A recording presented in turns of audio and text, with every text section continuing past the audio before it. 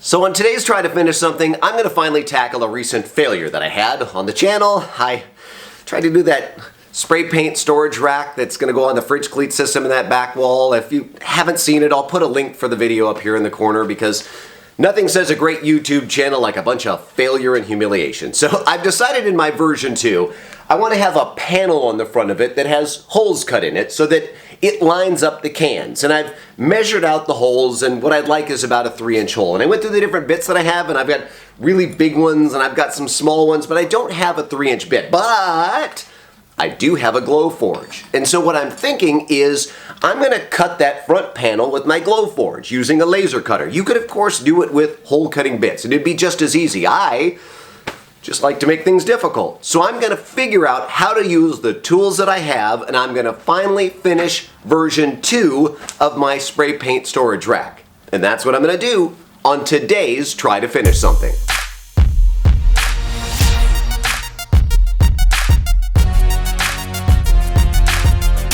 So this time the plan is to have a plan. The size of the Glowforge sheets is about 22.5 by 12, so that's the base that I'm going to build off. That gives me 15 can holes in a sheet. I will need 2 sheets because I'm going to have another panel on the inside to help with the can alignment. And this time, my sides will be 5 inches wide, with slots cut in it for the Glowforge panels to slide in and a 22.5 angle cut on the top and the bottom. I think I'm ready. Time to open up Inkscape, which I have never used. It's a free program similar to Illustrator, and you can save as an SVG file, which is what the Glowforge wants.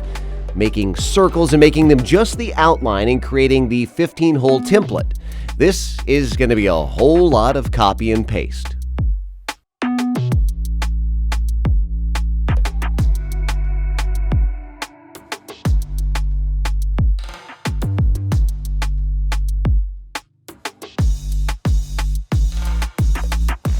Now you can import this SVG file into the Glowforge software. This is the view from the Glowforge camera. Pretty cool. It says about 5 minutes and I just need to press the button.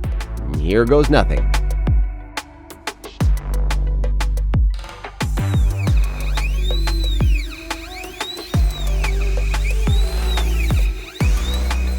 Robots are cool.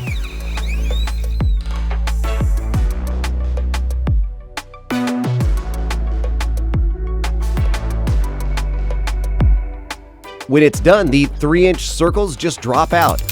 Now I have to think of a project to use those. And then you just peel off this protective layer on the wood. So satisfying. The best thing about robots, you just tell it to make another.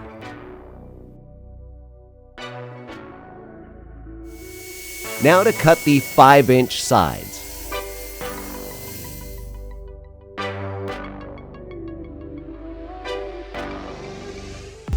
And slots for my panels.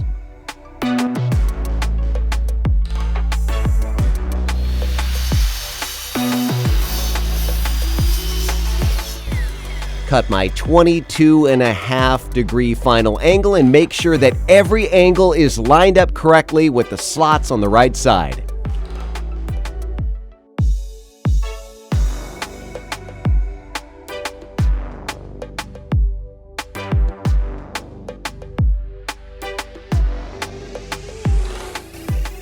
You saw me check and double check that, right? They're wrong.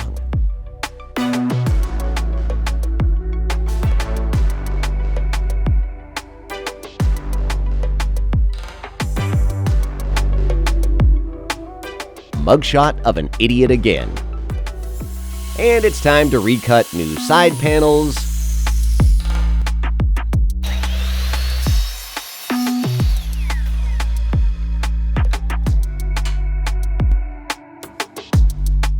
Do a dry fit of the sides.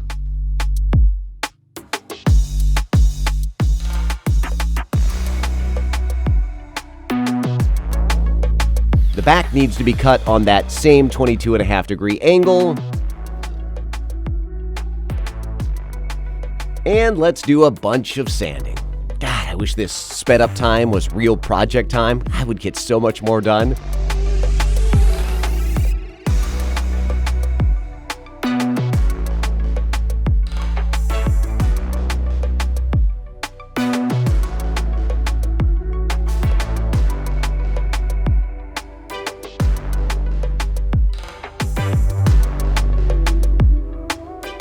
assemble everything with pin nails and glue and put the ends on so the panels don't fall out. Yeah, that would be bad.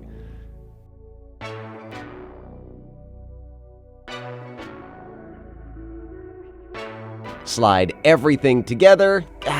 Can't tell you how satisfying that is. Just needs the top. But I have been here before, remember? But this time, that is pretty. Add a cleat on the back, and look at that.